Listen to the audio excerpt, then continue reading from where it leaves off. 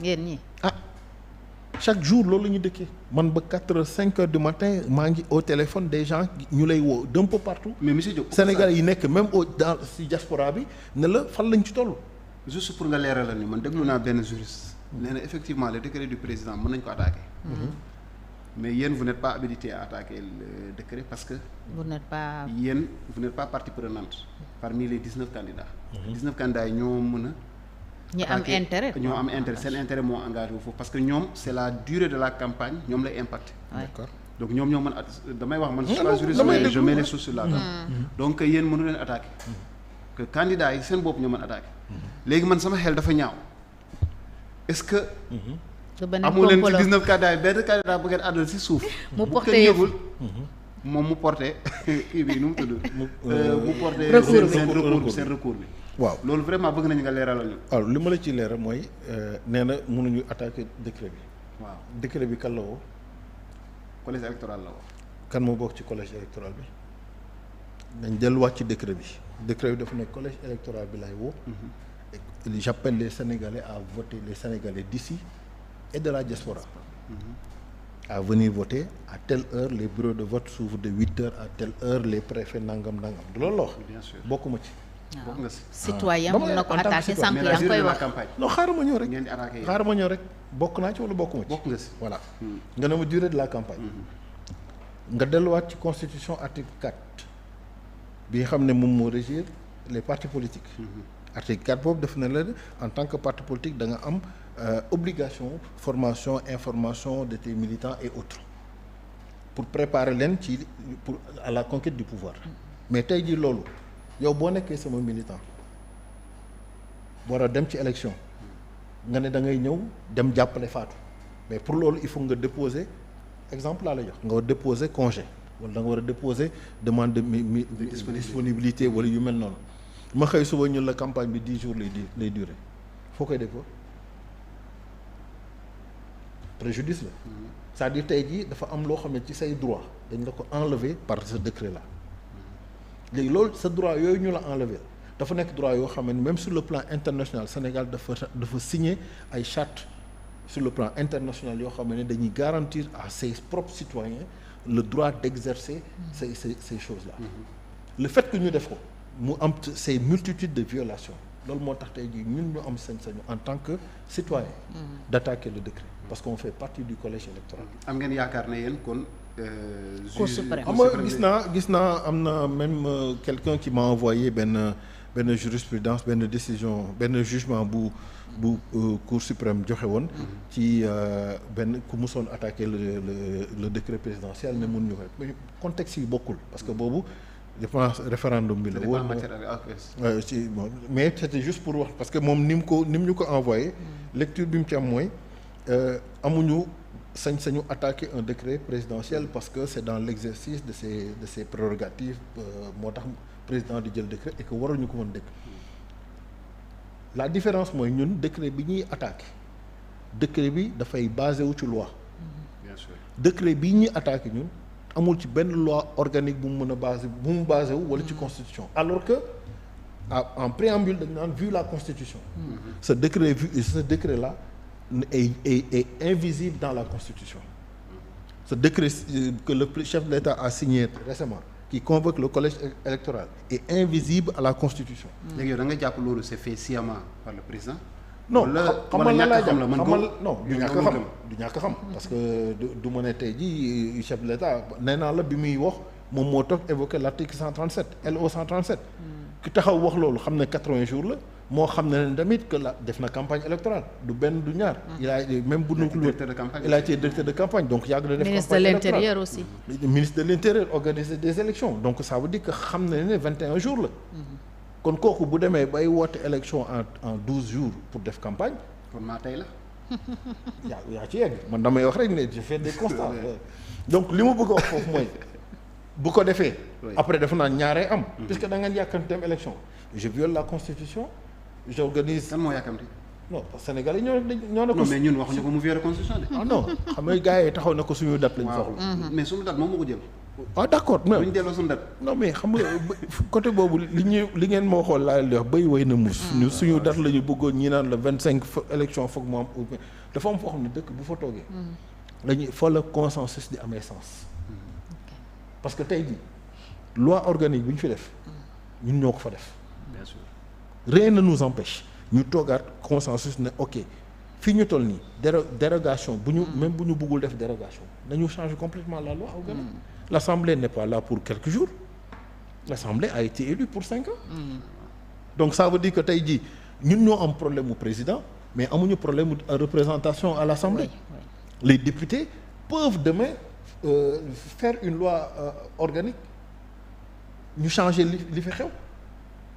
Président fu mu nekk nii mën na bind proposition de loi yow ne ko. oui mais quand on entend des députés yi nga xamante ne président day ne mais député yi di wax ñun ay député président lañu. waaw non xam loolu. est-ce que on peut faire confiance à cette assemblée. non xam loolu non dama la bëgg wax. c'est la majorité voilà donc c'est man ci mécanisme laay waxee. c'est bien possible voilà donc dama bëgg wax ne amuñu problème au niveau du mécanisme et au niveau de nos institutions.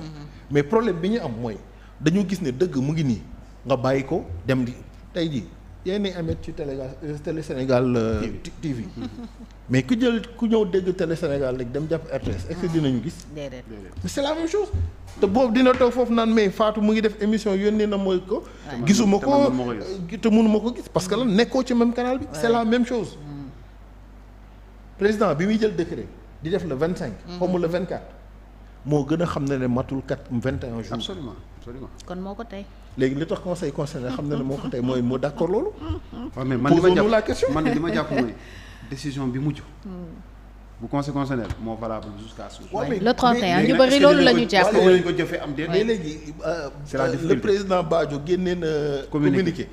mais léegi loolu. xam nga communiqué décision moom am na. waaw et puis il est le seul à le signer. loolu tey daf ko signé du communiqué bu mu kii noonu rek mais génnee na communiqué ne rangé wu na. nangul président da ko di yow yaa am weddi na boppam def loolu. te conseil war a weddi boppam. mais Sénégal lan lañ bëgg. conseil ci boppam moo ne man d'accord naa li président wax. kon léegi li la waa diaspora di laaj luy solution bi. luy solution pour jeexal. waaw luy solution mooy ñu tëggaat lépp li ñuy bañ a dégg. arrêter processus bi. dañu tàmbali campagne démb. soxna Fatou bàyyi wax processus amu fi. ce processus là est biaisé. non ça on est d'accord le processus est biaisé. mais dès lors que c'est biaisé mais on le reprend. mais maintenant on peut bien sauver les meubles. Oui. xam nga tey wax nañ leen loolu. nee nañ même sauvons les meubles. tey à suppose et là je parle aux Sénégalais puisque ñu sauver les meubles. non on lui a pas demandé la permission pour faire ce que nous avons à faire là-dessus. li ma bëgg ñu xam ko mooy. même bu ñu ñëwoon tey jii ak 19 candidats quelles que soient les contestations ci am. mais dès lors que décision conseil constitutionnel génn na ci wax naa la ko fii nee naa la on accepte avec le cœur meurtri. oui waaw keroog bi ma la woowee décision bi génnee loolu nga wax au téléphone. on accepte avec le cœur meurtri mais parce que conseil moo ko jël suba nag bu ñu amee. chef d'état boobu xamagoo leen woon ne yëf yi day jaxasoo après. bon parce que on n'avait rien préparé aussi. on n'avait rien préparé par rapport à cela. mais man boo fàttali ko bi décret bi génnee.